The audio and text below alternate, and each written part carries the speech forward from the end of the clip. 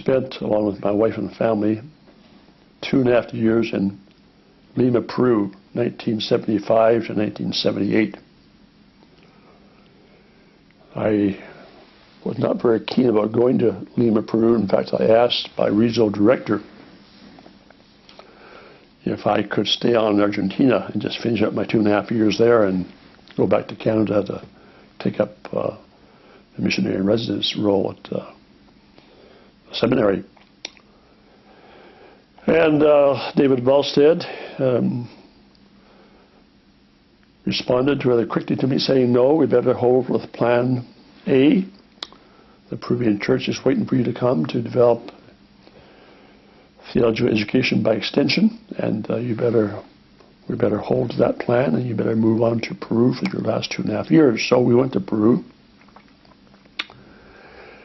And as I think about those fantastic years we spent there, 2.5 years in the middle of that moving of God in the city of Lima, Peru, and to realize I came that close to missing it. Another day was in 1996.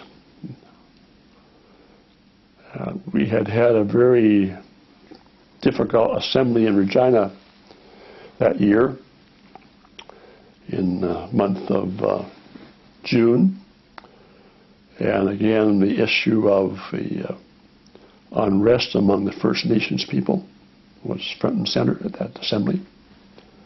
And so there was a motion passed that we would meet with our Canadian leadership, with the elders of the First Nations people, and with their elders and their pastors in an all-day retreat. That was arranged for the fall of 1996 in Fort Capel, Saskatchewan.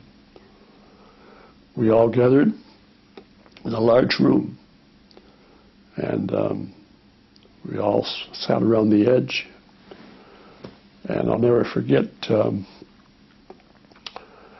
the chairman of our board of directors was a very skilled leader, lawyer. But that day he just backed off and let things just flow. And one of the unforgettable scenes of that day was to see one of our young DSs, Bob Peters, go out in the middle of that room and sat on the floor. He invited Ray Eldrith to come out and join up so they could talk through some of the tensions between the First Nations and Alliance leadership. And that was the beginning.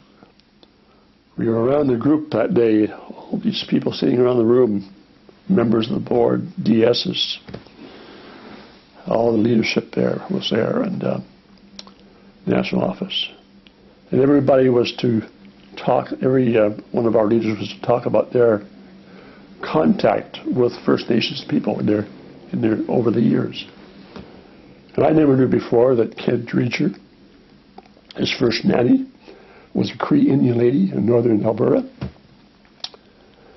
I never knew that Wally Albrecht and his wife had had a number of foster children in their home in Portage la Prairie, and they've had contact with them through these many foster children. And it went on and on. People have all these different contacts. And finally, one of the leaders of the First Nations people gave us a little seminar on worldview, and how our worldviews are just so different. We focus on efficiency, they focus on relationships. Like just two ships passing in the night. We're not communicating, which is very helpful. Well, that was a great day. In the afternoon, we wound that day up with a communion service, which I led along with Ray Eldrith, and we met God that day. I know that was not the end of all those tensions, but I just heard an Indian leader speaking in People's Church recently, and he refers back to that day as being a significant day when we made some progress in communicating with the First Nations people. So that was a very special day in leadership for those of us who were involved with that. One more day was 1997. We had been operating now for some 16 years as an autonomous organization with the U.S., and we've been cooperating with the U.S. leadership with a memorandum of working relationships. And each year we had to come to a settlement of how much money we owed their office for services that we bought from them, because we couldn't do everything from Canada. But in this particular year, the end of '96, we were $500,000 apart. In other words, according to their books, we owed them $500,000. And according to our books, we did not owe them that much money. And so it came to an impasse, and we couldn't resolve it. It went on for several months. And so finally, I suggested to my colleague, Peter Nanfeld, that we come down to Colorado Springs and we meet with their executive board, and I'll bring down our executive board, members of our board of directors and national office personnel, vice presidents, and we see if we can resolve this in a meeting. So we went down, and I could see by 10 o'clock in the morning that it was being led by one of our American brothers, and I could see they weren't going to give an inch. We thought maybe they might come halfway and meet us, but it wasn't going to happen. So I asked for a recess, and we went off, and we met by ourselves. To make things a little bit more complicated, we just had brought on a new treasurer about a year before.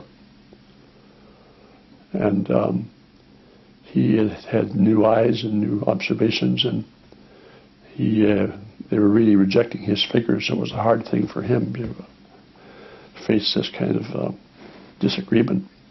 But as we talked about it, there, meeting by ourselves, we decided to make a hard decision. We decided that we would, for the sake of maintaining the relationship which we needed to maintain, we would pay the $500,000. We would take seriously that exhortation from 1 Corinthians 6, where it talks about rather suffer loss than to take brothers to court. So we thought we should just take it, process it, trust God for it, and move on. That was a tough decision for all of us, especially for our new treasurer. We were back in the meeting, and we shared that with the committee, and it was just dead silence. And Paul Buda, the U.S. president, looked across at me and said, "Arnold, we are very much moved by what you've done." And then the chairman of the meeting, somebody asked the chairman, "Well, what's the next item on the agenda?" He said, "There's no other items." Meeting dismissed. So we went back home, and we felt that we had lost a significant chunk of money. But that summer, and we'll never try to raise money in the summertime because it's a tough time, and giving is always less, so in July and August.